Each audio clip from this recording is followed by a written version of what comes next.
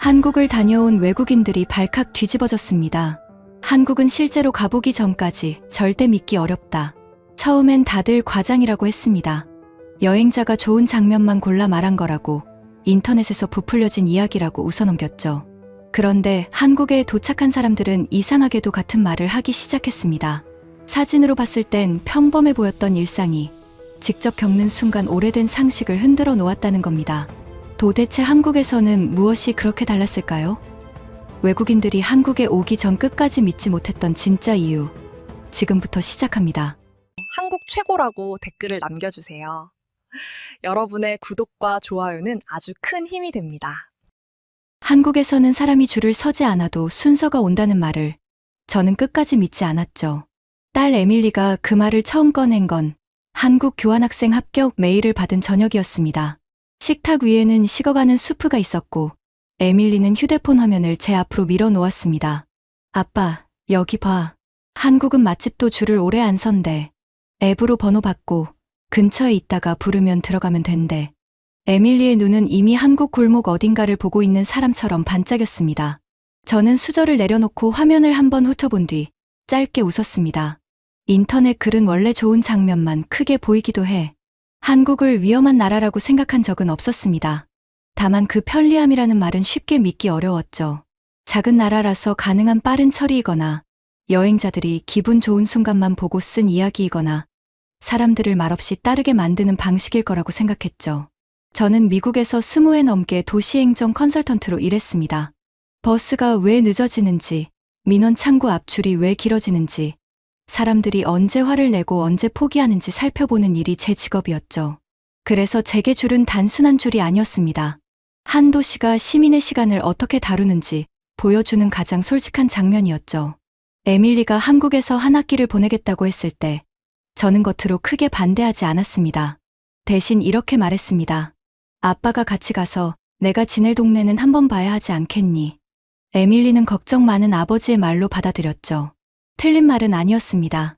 저는 딸이 지낼 방과 골목과 학교를 직접 보고 싶었습니다. 하지만 솔직히 말하면 한국 생활이 인터넷 글처럼 쉽고 편하지만은 않다는 근거도 찾고 싶었어요. 딸을 막무가내로 말리기보다 제가 본 것을 가지고 차분히 말하고 싶었습니다.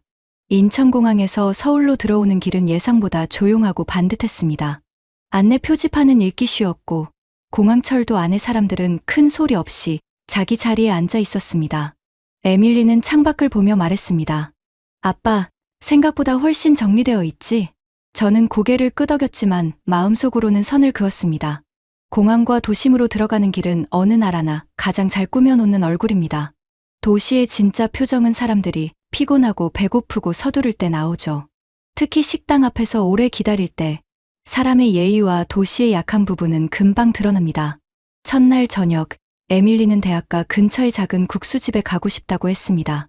한국 학생들이 많이 간다는 곳이라며 거기서 밥을 먹으면 학교 생활이 조금 실감날 것 같다고 했습니다. 저는 일부러 반대하지 않았습니다. 오히려 좋은 기회라고 생각했죠. 관광지가 아닌 골목 식당 앞에서 한국의 질서를 볼 수 있을 테니까요. 식당이 있는 골목에 들어서자 저는 걸음을 조금 늦췄습니다. 가게 앞에는 사람이 많았죠. 그런데 제가 아는 줄은 없었습니다. 문 앞에서부터 길게 늘어선 사람도 없고 누가 먼저 왔는지 표시하는 끈도 없었어요.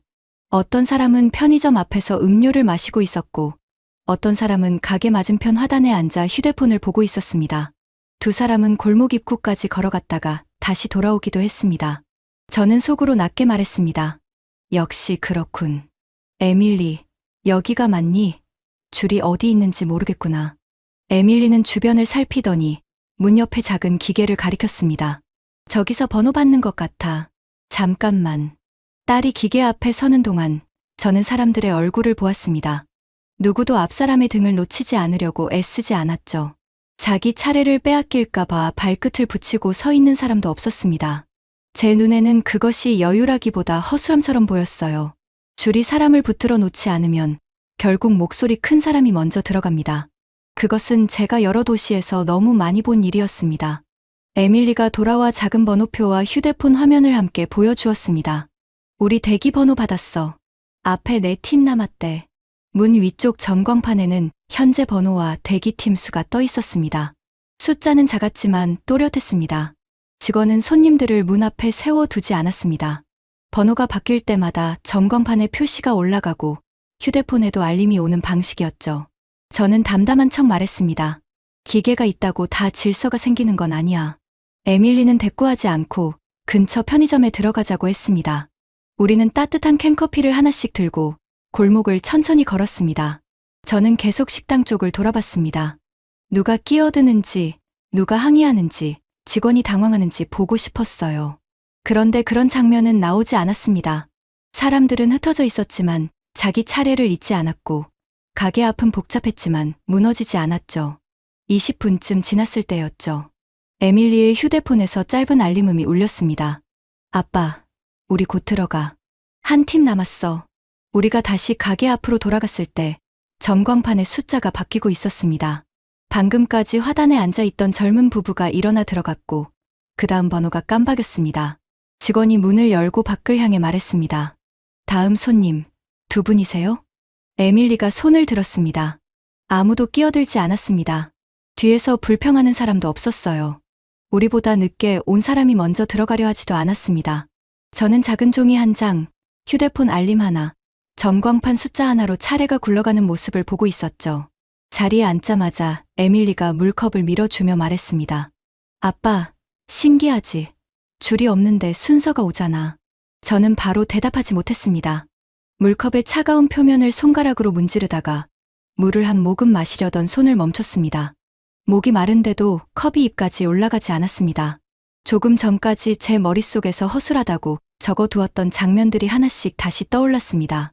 편의점 앞에 사람, 화단에 앉아있던 부부, 골목을 걷다 돌아온 손님들. 그들은 줄을 버린 것이 아니었습니다. 줄에 몸을 묶어 두지 않았을 뿐이었죠. 제가 본 것은 순서가 사라진 풍경이 아니었습니다. 순서는 남아있었고 사람들은 기다리는 시간을 조금씩 돌려받고 있었죠. 아이의 외투를 여미고 음료를 사고 다리를 쉬고 전화를 받는 동안에도 차례는 그대로 따라오고 있었습니다. 그 생각이 마음에 들어오는 순간 저는 얼른 다른 쪽으로 밀어냈습니다. 한 번 본 걸로 나라 전체를 판단할 수는 없죠. 앱과 전광판은 돈을 들이면 어디서든 만들 수 있습니다. 문제는 사람들이 그 약속을 믿고 따르느냐입니다. 저는 아직 그 부분까지 인정하고 싶지 않았어요. 국수가 나왔습니다. 김이 올라오고 옆자리 학생들이 수저를 놓는 소리가 들렸습니다. 에밀리는 한 입을 먹고 눈을 크게 떴습니다. 나 여기 자주 오게 될 것 같아. 그 말에 저는 다시 아버지의 얼굴로 돌아왔습니다. 딸이 실제로 이 도시에서 살게 된다는 사실이 갑자기 가까워졌죠. 저는 맛을 묻는 대신 창밖을 보았습니다.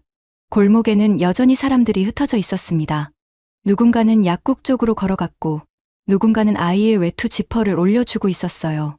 그런데도 차례는 흐트러지지 않았습니다. 식사를 마치고 밖으로 나왔을 때 에밀리는 숙소까지 택시를 타자고 했습니다. 내일부터 학교 근처 방을 확인해야 하니 오늘은 일찍 쉬자고 했습니다. 저는 고개를 끄덕였습니다. 마음 한구석에서는 방금 본 장면을 계속 되짚고 있었어요. 줄이 없어서 질서가 없는 게 아니라 사람이 줄에 묶이지 않아도 되게 만든 일이라면, 그런 일이 사람들의 기다림을 조금 가볍게 만든다면. 하지만 저는 그 말을 입 밖으로 꺼내지 않았죠. 대신 택시 창밖으로 지나가는 불빛을 보며 스스로에게 말했습니다. 아직은 모른다. 편리한 대기 하나가 도시의 신뢰를 증명하지는 못한다. 그날 밤 에밀리가 묵을 아파트 공동연관을 지나 복도에 도착했을 때였습니다. 엘리베이터 문이 열리자마자 저는 문 앞마다 놓인 작은 상자들을 보았습니다. 아무도 지키지 않는 택배 상자들이 복도 벽을 따라 놓여 있었습니다. 식당 앞에서 겨우 눌러두었던 의심이 다시 고개를 들었습니다. 저는 에밀리에게 들리지 않게 낮게 중얼거렸습니다. 저건 또 다른 문제겠군. 그 말을 하고 나서 저는 복도 양쪽을 다시 보았습니다. 엘리베이터 앞에서부터 집문 앞까지 작은 상자와 큰 상자가 띄엄띄엄 놓여 있었습니다. 어떤 상자에는 생수 표시가 있었고 어떤 상자에는 과일 그림이 찍혀 있었습니다. 비닐 봉투 하나는 문고리에 걸려 있기도 했습니다. 제 눈에는 그것이 편리함보다 먼저 위험으로 보였어요. 누가 언제 가져가도 모를 물건을 이렇게 복도에 두다니. 공동연관이 있다고 해도 사람은 드나들 수 있고 배달원도 오가고 손님도 따라 들어올 수 있습니다. 저는 일을 하며 그런 틈을 너무 많이 보았습니다. 사람이 나쁜 마음을 먹어서가 아니라 기회가 너무 쉽게 놓여 있으면 자기 이익을 먼저 고르는 순간이 생긴다고 믿었죠. 에밀리는 제 표정을 보고 웃었습니다. 아빠, 여기서는 보통 이렇게 보통이라고? 응. 집 앞에 두고 가면 나중에 가져가면 돼. 그 말이 오히려 저를 더 불안하게 했죠. 보통이라는 말은 그만큼 오래 반복되어 왔다는 뜻입니다. 그런데 왜 아무도 이상하게 여기지 않는지 이해가 되지 않았습니다. 저는 상자 옆에 붙은 운송장을 힐끗 보다가 곧 눈을 돌렸습니다. 남의 이름이 적힌 물건이 이렇게 쉽게 보인다는 사실마저 허술하게 느껴졌어요. 그날 밤 방 안에서 짐을 풀 때도 저는 복도가 계속 떠올랐습니다. 에밀리는 침대 시트를 정리하며 한국 친구에게 메시지를 보내고 있었고, 저는 창문 잠금 장치와 현관문 보조키를 확인했습니다. 그러면서도 마음은 문밖 상자들에 가 있었죠. 제 머릿속 보고서에는 이미 붉은 글씨가 적히고 있었습니다. 관리 실패, 도난 위험, 주민 안전 인식 부족. 그러나 다음 날 아침 문을 열자 제 보고서는 첫 줄부터 흔들리기 시작했죠. 전날 밤 보았던 생수 상자가 그대로 있었습니다. 과일 그림이 있는 상자도 같은 자리에 있었어요. 밤새 누가 발로 차지도 않았고 뜯어보지도 않았습니다.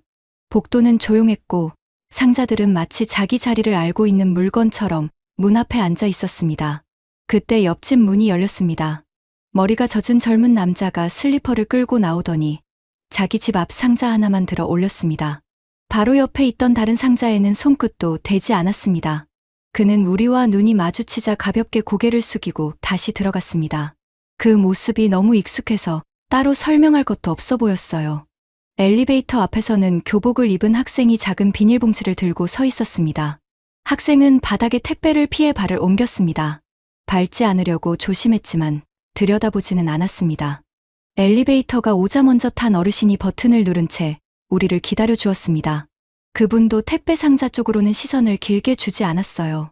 저는 그 짧은 복도에서 이상한 부끄러움을 느꼈습니다. 저는 어젯밤 이 복도를 잠재적인 사고 현장으로 보았죠.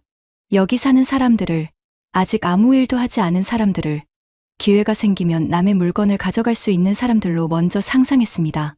제 직업이 그렇게 만들었다고 변명하고 싶었지만 그 순간에는 변명이 잘 나오지 않았어요. 아파트 밖으로 나가며 에밀리가 말했습니다. 아빠, 왜 그렇게 조용해? 저는 대답 대신 공동현관 유리문 너머를 돌아봤습니다. 배달원이 새 상자를 하나 들고 들어와 어느 집 문 앞에 내려놓고 사진을 찍었습니다. 그리고 늘 하던 일처럼 다시 엘리베이터 쪽으로 걸어갔습니다. 빠른 배송이 대단한 것이 아니라는 생각이 그때 처음 들었습니다. 더 대단한 것은 아무도 지키지 않는 그 짧은 빈 시간들이었습니다. 누군가의 문 앞에 놓인 물건은 그 사람의 것이라는 너무 평범해서 말로 꺼내지도 않는 기준이 이 복도 전체를 지키고 있었어요. 에밀리는 그걸 특별한 장면으로 보지 않았습니다. 지나가는 주민들도 마찬가지였죠. 모두가 너무 태연했습니다. 저는 바로 그 태연함 앞에서 더 조용해졌습니다. 이 사람들은 매일 이런 식으로 남의 선을 넘지 않고 살고 있었고, 저는 그 당연함을 믿지 못한 사람으로 그 복도에 서 있었습니다. 두 번째로 제 생각을 멈춰 세운 것이 문 앞 택배였다면, 세 번째로 저를 더 조용하게 만든 장면은 그날 저녁 아파트 뒤편에 있었죠. 에밀리가 학교에 제출할 주소와 생활 안내를 확인하느라 관리실에 들렀을 때였습니다. 관리 직원은 쓰레기 배출 시간과 장소를 짧게 알려주었습니다. 종량제 봉투, 재활용, 음식물 쓰레기. 저는 안내문을 보며 고개를 끄덕였지만 속으로는 조금 피곤했어요. 어느 나라나 쓰레기 규칙은 있습니다. 문제는 그 규칙을 사람들이 실제로 지키느냐였죠. 저녁이 되자 에밀리는 음식물 쓰레기통이 어떻게 되어 있는지 한번 보자고 했습니다. 저는 따라 나갔습니다. 아파트 뒤쪽 작은 공간에는 분리수거장이 있었고 그 옆에 음식물 쓰레기 수거함이 줄지어 있었습니다. 한 젊은 학생이 작은 통을 들고 오더니 손에 쥔 카드를 기계에 댔습니다. 삑 하는 소리가 나고 뚜껑이 열렸습니다. 학생은 음식물을 조심히 비운 뒤 통을 탁탁 털고 화면에 뜬 무게를 확인했습니다. 처음에는 그 장면이 불편하게 보였어요. 쓰레기를 버리는데도 카드를 찍고 무게까지 잰다는 것이 너무 세세한 통제처럼 느껴졌습니다. 저는 낮게 말했습니다. 이건 좀 지나친 것 같구나. 집에서 버리는 것까지 전부 기록되는 거잖아. 에밀리는 바로 반박하지 않았습니다. 대신 옆을 보라고 눈짓했습니다. 아이를 데리고 나온 여성이 작은 봉투를 들고 있었습니다. 아이가 손에 들고 있던 바나나 껍질을 대충 넣으려 하자 여성이 낮은 목소리로 말했습니다. 물기는 좀 빼고 넣어야지. 그래야 냄새가 덜 나. 그 말투에는 훈계보다 습관이 묻어 있었죠. 아이는 고개를 끄덕이고 봉투 입구를 조심히 잡았습니다. 옆에서는 중년 남자가 플라스틱 용기에서 라벨을 떼고 있었습니다. 조금 떨어진 곳에서는 관리 직원이 흩어진 종이 박스를 펴서 한쪽에 가지런히 세웠습니다. 누구도 큰 소리로 잘난 척하지 않았고 누가 시켜서 억지로 하는 얼굴도 아니었습니다. 저는 그 공간의 냄새가 생각보다 약하다는 것을 뒤늦게 알아차렸습니다. 음식물 쓰레기통이 있는데도 코를 찌르는 악취가 오래 머물지 않았습니다. 바닥에는 흘린 국물 자국이 거의 없었고 누군가 떨어뜨린 파 조각 하나를 지나가던 학생이 발끝으로 밀지 않고 손으로 집어 넣었습니다. 그는 주변을 둘러보지도 않았습니다. 누가 칭찬해 주기를 기다리는 행동이 아니었어요. 그때 미국에서 받았던 민원 전화들이 떠올랐습니다. 여름마다 아파트 뒤 쓰레기통이 넘쳤고 주민들은 사진을 찍어 보내며 시청이 왜 빨리 치우지 않느냐고 화를 냈습니다. 집주인은 수거업체 탓을 했고 업체는 예산과 일정 탓을 했습니다. 사람들은 냄새를 싫어했지만 마지막 봉투 하나를 더 얹은 자기 손은 잘 보지 않았습니다. 저는 그런 현장을 다니며 해결책을 썼습니다. 안내문을 붙이고 수거 횟수를 늘리고 벌금을 검토하자고 했습니다. 그러나 늘 마음 한쪽에는 같은 질문이 남았습니다. 결국 누가 자기 몫을 조금 덜 떠넘길 것인가? 한국의 그 작은 분리수거장 앞에서 저는 그 질문의 답을 눈으로 보고 있었습니다. 기계가 모든 것을 해결하는 것이 아니었습니다. 카드는 사람을 감시하기 위해서만 있는 것이 아니었죠. 냄새와 비용과 뒤처리를 어느 한 사람에게 밀어넣지 않으려고 각자 아주 조금씩 자기 몫을 확인하는 장치였습니다. 그리고 그 장치가 굴러가게 만드는 것은 화면의 숫자보다 사람들의 손이었어요. 학생의 손, 아이의 손, 라벨을 떼는 남자의 손, 박스를 펴는 관리 직원의 손. 그 손들이 말없이 움직이는 동안 아파트는 깨끗해지고 있었습니다. 누군가 멋진 구호를 외쳐서가 아니었습니다. 매일 저녁 귀찮은 일을 조금씩 나눠 했기 때문이었죠. 저는 음식물 쓰레기통 앞에서 한동안 말을 잃었습니다. 조금 전까지 과한 통제라고 생각했던 장면이 어느새 서로에게 피해를 덜 주려는 약속으로 보였어요. 그것을 깨닫는 순간 얼굴이 뜨거워졌습니다. 저는 또 틀렸죠. 한국 사람들은 감시당해서 움직이는 것이 아니었습니다. 감시가 없어도 남의 물건을 건드리지 않았고 기록이 있어도 그 기록을 불평하기보다 자기 몫을 치르고 있었습니다. 에밀리가 조심스럽게 물었습니다. 아빠, 괜찮아? 저는 분리수거장 한쪽에 가지런히 묶인 박스들을 보며 천천히 고개를 끄덕였습니다. 응. 그냥 내가 너무 쉽게 판단했구나.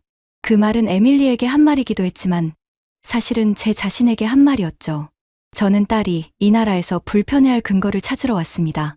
그런데 하루도 지나지 않아 이 나라 사람들이 서로를 얼마나 덜 불편하게 만들고 있는지를 보고 있었습니다. 숙소로 돌아가는 길, 복도에는 새 택배 상자 하나가 또 놓여 있었습니다. 에밀리는 익숙한 듯 그 옆을 지나 자기 방 비밀번호를 눌렀습니다. 저는 잠시 뒤에 따라가며 상자를 피해 걸었습니다. 전날 밤에는 그 상자가 문제로 보였습니다. 이제는 그 앞을 그냥 지나가는 사람들의 발걸음이 보였어요. 그리고 그 발걸음들이 쌓여 한 아이가 살 수 있는 동네의 표정을 만들고 있었습니다. 그 발걸음들을 생각하며 다음 날 아침, 저는 에밀리와 학교까지 가는 길을 다시 확인했습니다. 딸이 혼자 다닐 골목과 버스 정류장을 실제 등교 시간에 봐야 마음이 놓일 것 같았죠. 에밀리는 제가 또 점검표를 꺼내 들자 웃었습니다. 아빠, 어제도 많이 봤잖아. 낮에 보는 길과 아침에 보는 길은 다르지. 내가 실제로 다닐 시간에 봐야 해. 저는 그렇게 말했지만 속으로는 아직 확인하고 싶었습니다. 줄, 택배, 분리수거가 저를 멈춰 세웠지만 그것이 도시 전체의 습관인지까지는 믿지 못했어요. 저는 직업상 한 번 더 의심하는 쪽에 가까웠습니다. 네 번째로 제 눈에 들어온 것은 버스 정류장이었습니다. 학교로 가는 큰 길 모퉁이에 사람들이 서 있었습니다. 출근하는 직장인, 책가방을 맨 학생, 유모차 옆에 선 젊은 보호자, 그리고 두 손을 주머니에 넣은 노인이 있었습니다. 정류장 한쪽에는 투명한 벽이 세워져 있었고 안쪽에는 의자와 화면이 있었습니다. 저는 처음 그것을 보고 낮게 웃었습니다. 버스를 몇 분 기다리는데도 이렇게까지 해야 하나. 에밀리가 저를 흘끗 보았습니다. 아빠는 또 너무 빨리 판단한다. 저는 대답하지 않았습니다. 제 도시에서도 정류장 개선 사업은 늘 있었습니다. 하지만 기다림은 결국 시민이 감당할 몫이라고 여겼죠. 버스가 오기 전 몇 분까지 챙기는 일은 제게 유난스러운 과잉 편의처럼 보였습니다. 그때 노인이 천천히 안쪽 의자에 앉았습니다. 처음에는 그저 쉬려는 줄 알았죠. 그런데 앉는 순간 노인의 어깨가 아주 작게 내려갔습니다. 두 손을 무릎 위에 올려놓고 손가락을 오므렸다 폈다 했습니다. 얼굴에는 큰 표정이 없었지만 입가에 잠깐 풀리는 기색이 보였습니다. 차가운 바람 속에서 굳어있던 몸이 의자에 닿자마자 조금 풀리는 얼굴이었어요. 노인은 장치를 보며 감탄하지 않았습니다. 누구에게 고맙다고 말하지도 않았습니다. 그냥 앉아 손을 녹였습니다. 옆에 서 있던 중년 여성이 가방을 고쳐 메고는 자기 자리를 조금 비켜주었습니다. 학생 하나는 노인의 지팡이가 통로에 걸리지 않게 발을 한 뼘 옮겼습니다. 전광판에는 6분이 남았다고 떠 있었습니다. 젊은 사람에게는 휴대폰을 보는 시간이지만 무릎이 아픈 노인에게는 몸을 버티는 시간이고 아이를 아는 보호자에게는 팔이 저려오는 시간이었죠. 그날 오후 그 생각은 다시 제 앞에 놓였습니다. 학교 주변을 둘러보고 돌아오는 길에 햇빛이 세게 내리쬐었습니다. 횡단보도 앞에는 큰 그늘막이 펼쳐져 있었고 아이를 데리고 나온 여성이 그 아래로 천천히 들어왔습니다. 아이는 햇볕을 피해 보호자의 다리 뒤로 붙었고 여성은 손바닥으로 아이의 이마를 한번 짚었습니다. 옆에 서 있던 남학생 둘은 말없이 반걸음 뒤로 물러나 그늘을 나눠주었습니다. 누구도 특별한 선행을 하는 얼굴이 아니었습니다. 그냥 햇볕이 뜨거우니 조금 비켜주고 아이가 있으니 자리를 넓혀주는 정도였습니다. 하지만 저는 그 반걸음이 오래 보였어요. 사람들은 뜨거운 길에서 잠깐 숨을 고르고 신호가 바뀌면 다시 흩어졌습니다. 스마트 쉼터라고 적힌 정류장 앞에서도 마찬가지였습니다. 안쪽으로 들어간 사람들은 큰 기대 없이 문을 열었고 버스가 오면 아무 일 없었다는 듯 나왔습니다. 한 어머니가 아이의 모자를 벗겨 땀을 닦아 주었고 젊은 남자는 자리에 앉으려다 뒤따라 들어온 어르신을 보고 손잡이 쪽으로 옮겨섰습니다. 에밀리는 그 모습을 보며 말했습니다. 여긴 기다리는 시간도 그냥 버려지는 시간이 아닌 것 같아. 저는 그 말을 듣고 바로 고개를 들지 못했습니다. 제가 일하던 도시에서 시민에게 가장 자주 했던 말이 떠올랐기 때문이었죠. 조금만 기다려달라. 예산이 부족하다. 노선 조정 중이다. 임시 불편을 양해해달라. 틀린 말은 아니었지만 그 말들이 너무 자주 반복되면 사람들의 하루는 늘 도시 뒤쪽으로 밀려납니다. 한국의 정류장은 거창하게 자신을 설명하지 않았습니다. 다만 기다리는 사람의 몇 분도 시민의 시간으로 보고 있었습니다. 저는 그 사실 앞에서 한동안 말이 없었어요. 몇 분을 가볍게 여긴 사람은 저였고 그 몇 분을 가볍게 넘기지 않은 쪽은 이 도시였습니다. 내가 또 쉽게 봤구나. 그 말은 에밀리에게 들릴 만큼만 작게 나왔습니다.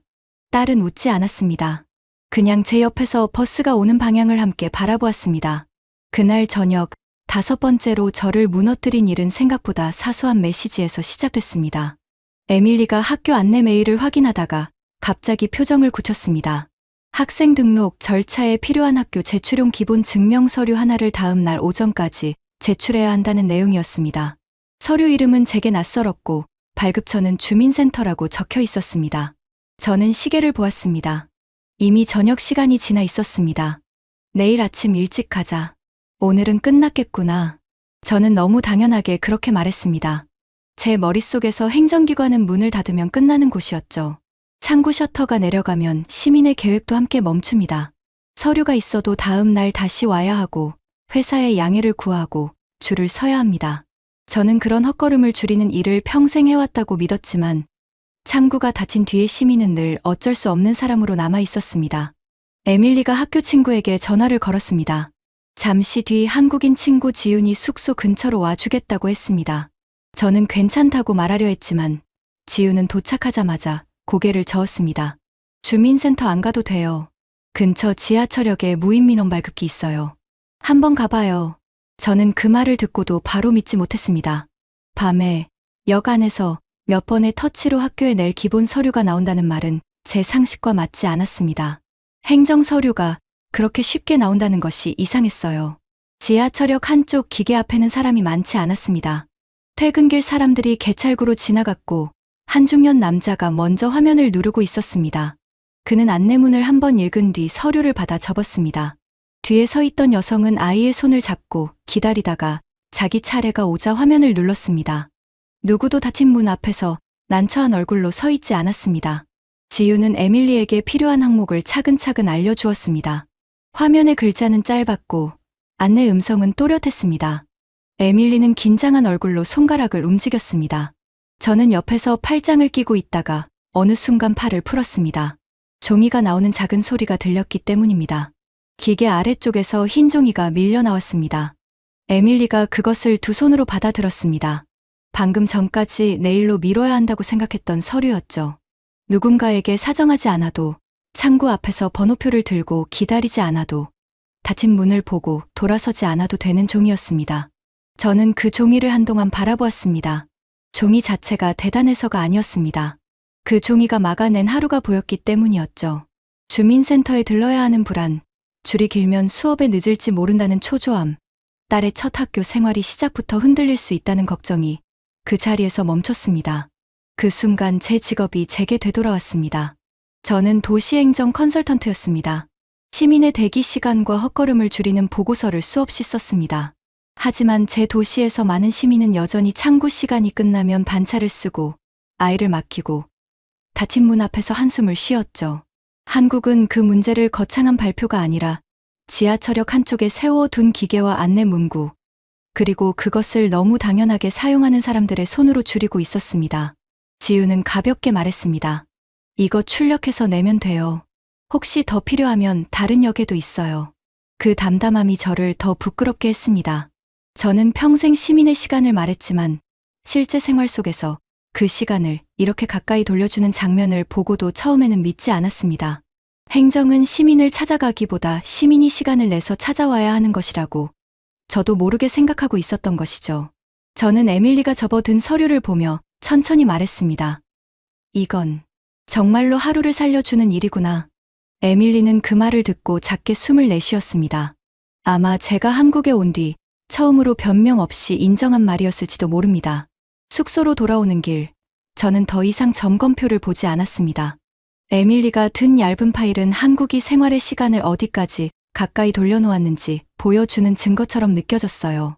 그런데 엘리베이터 앞에 도착했을 때 에밀리가 작게 기침을 했습니다. 처음에는 먼지가 들어간 줄 알았어요.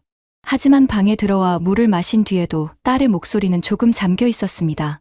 에밀리는 괜찮다고 웃었지만 저는 그 웃음 뒤에 숨어 있는 피곤함을 알아보았습니다. 저는 다시 아버지의 얼굴로 돌아왔습니다. 행정과 정류장과 택배는 놀라웠지만 아픈 아이 앞에서는 이야기가 달라집니다. 빠르다는 말이 의료에서도 통할까?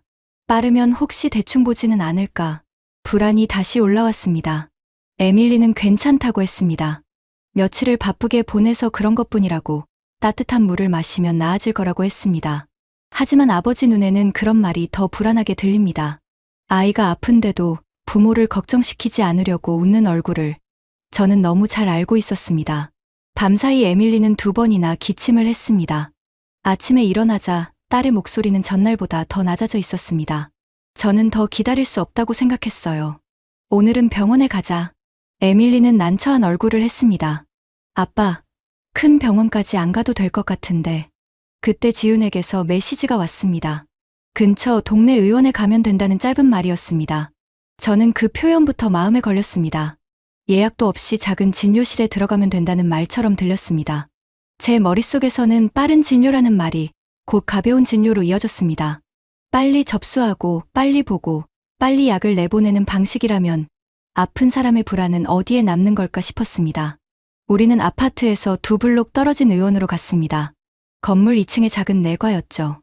문을 열고 들어가자 접수대 앞에는 3사람이 앉아 있었고 진료 시간과 안내문이 벽에 붙어 있었습니다. 접수 직원은 에밀리의 이름과 생년월일, 연락처를 차분히 확인했습니다.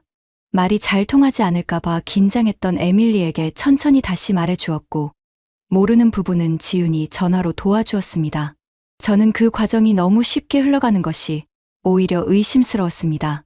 대기 의자에 앉은 뒤에도 계속 시계를 봤습니다. 환자가 많지 않은 것도 순서가 빨리 줄어드는 것도 불안했습니다. 얼마 지나지 않아 에밀리의 이름이 불렸습니다. 저는 반사적으로 얼굴을 굽혔습니다. 이렇게 빨리 들어가도 되는 걸까?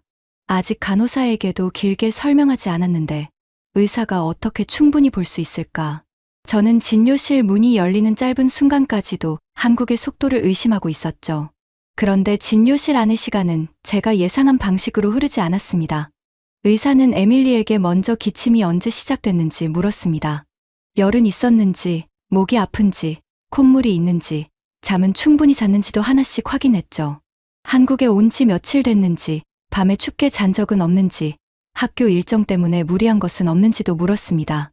여행 피로인지, 감기 기운인지, 알레르기 가능성은 없는지 차분히 짚어갔습니다. 저는 그 질문들 앞에서 조금씩 팔짱을 풀었습니다.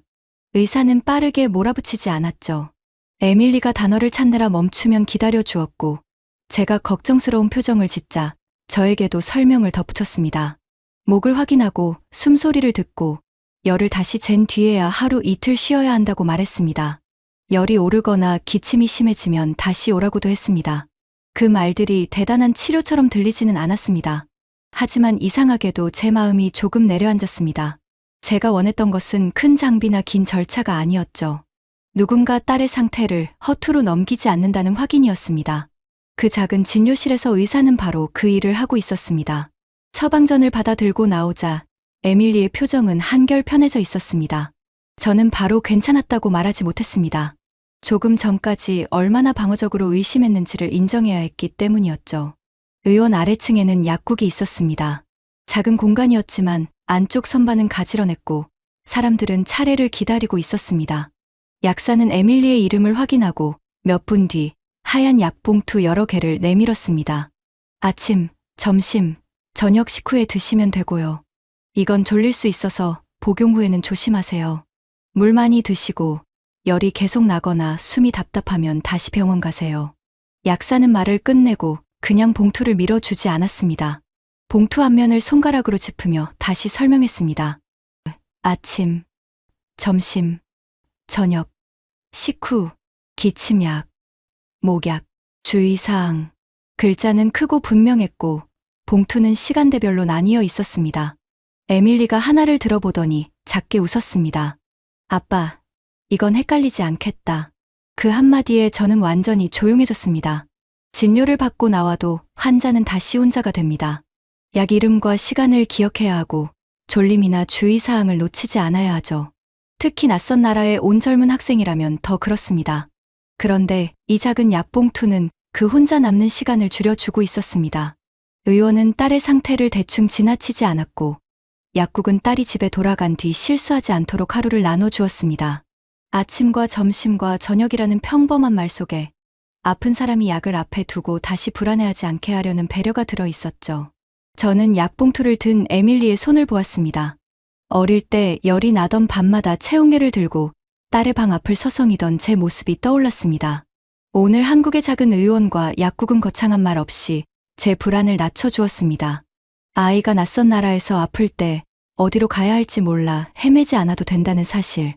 약을 받아도 어떻게 먹어야 할지 다시 겁내지 않아도 된다는 사실. 그것은 아버지에게 숫자로 계산할 수 없는 안도였죠. 숙소로 돌아오는 길에 에밀리는 약봉투를 가방 안쪽에 넣었습니다. 저는 그 작은 소리를 들으며 걸음을 늦췄습니다. 줄이 없는데도 순서가 왔던 식당. 아무도 지키지 않았는데도 그대로 있던 문 앞 택배.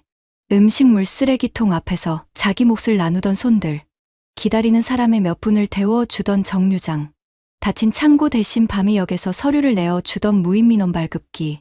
그리고 이제 아픈 딸의 하루를 아침, 점심, 저녁으로 나눠준 약봉투까지.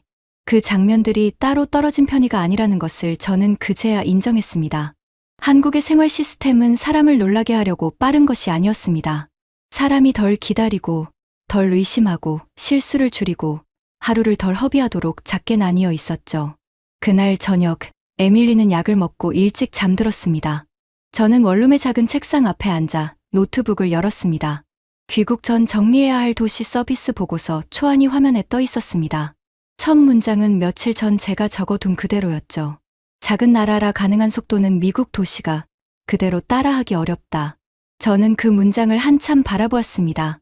처음 한국에 올 때의 제 마음이 그대로 들어 있었습니다. 작으니까 가능하다. 빠르니까 특별해 보인다. 저는 그런 식으로 이 나라에서 본 것들을 제 기준 밖으로 밀어내려 했죠. 하지만 그대로 둘 수 없었습니다.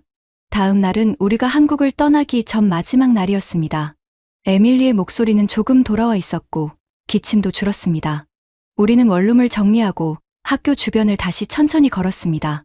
골목의 식당 앞에 서는 사람들이 여전히 흩어져 기다리고 있었습니다. 문 앞에는 또 작은 택배 상자가 놓여 있었습니다. 분리수거장 앞에서는 누군가 종이 박스를 접고 있었고 정류장 그늘 아래에서는 아이와 노인이 같은 신호를 기다리고 있었습니다. 지하철역 한쪽의 무인민원 발급기 앞에는 한 사람이 서류를 받아 가방에 넣고 있었습니다. 그리고 에밀리의 가방 안에는 시간대별로 나뉜 약봉투가 있었습니다. 저는 그 6장면을 하나씩 떠올리며 알았습니다. 제가 본 것은 완벽한 나라의 증거가 아니었습니다. 한국에도 피곤한 사람은 있었고 바쁜 직원도 있었고 좁은 골목과 낡은 건물도 있었습니다. 그런데도 이 도시는 사람들의 하루가 완전히 지치기 전에 작은 손잡이들을 내밀고 있었습니다. 차례를 몸으로 지키지 않아도 되게 하고 남의 물건 앞에서 선을 넘지 않게 하고 쓰레기의 냄새와 비용을 같이 나누게 했습니다. 기다리는 몇 분을 그냥 버리지 않게 했고 닫힌 창구 뒤에서도 서류가 나오게 했고 아픈 사람의 약 먹는 시간을 헷갈리지 않게 했죠. 그것은 구호가 아니었습니다. 평범한 사람들이 매일 조금씩 지키는 습관이었죠. 그리고 그 습관들이 모여 외국에서 온 한 아버지의 기준을 바꾸고 있었습니다. 공항으로 가기 전 저는 에밀리의 원룸 문 앞에 잠시 섰습니다. 복도 한쪽에는 다른 집 택배가 조용히 놓여 있었습니다. 처음 보았을 때는 위험으로 보였던 장면이 이제는 다른 뜻으로 보였습니다. 서로의 문 앞을 지켜주는 말없는 기준. 누가 보지 않아도 넘지 않는 선. 저는 그 앞에서 에밀리에게 말했습니다. 나는 내가 여기서 버틸 수 있을지 보러 왔다고 생각했어. 에밀리는 말없이 저를 보았습니다. 며칠 동안 보니까 내가 혼자 버티기만 해야 하는 곳은 아닌 것 같다. 이 도시는 적어도 사람의 하루를 그냥 방치하지는 않는구나. 제 목소리가 조금 낮아졌습니다. 여기서 살아봐도 되겠다. 에밀리의 눈이 붉어졌습니다. 딸은 웃으려 했지만 입술이 먼저 떨렸습니다. 저는 그 표정을 보고서야 제가 방금 허락한 것이 한 학기의 일정만은 아니라는 걸 알았습니다. 딸을 놓아주는 연습을 가능하게 만든 것은 거창한 안전선언이 아니라 이 도시 곳곳에서 본 생활의 장면들이었습니다. 공항으로 가는 차 안에서 저는 노트북을 다시 열었습니다. 보고서 첫 문장 위에 커서를 올리고 며칠 전의 문장을 지웠습니다. 손끝이 잠깐 멈췄지만 이번에는 변명할 말이 없었습니다. 저는 제가 틀렸다는 것을 기록해야 했죠. 그리고 새 문장을 적었습니다. 시민의 하루를 덜 지치게 만드는 작은 약속들이 도시의 신뢰를 만든다. 그 문장을 쓰고 나서야 저는 창밖을 보았습니다. 서울의 도로는 특별한 표정을 짓지 않았습니다. 버스는 정류장으로 들어오고 사람들은 신호 앞에 섰습니다. 그 모든 장면은 여전히 평범했죠. 그런데 바로 그 평범함이 제가 이 나라를 떠나며 가져가는 가장 큰 답이 되었습니다.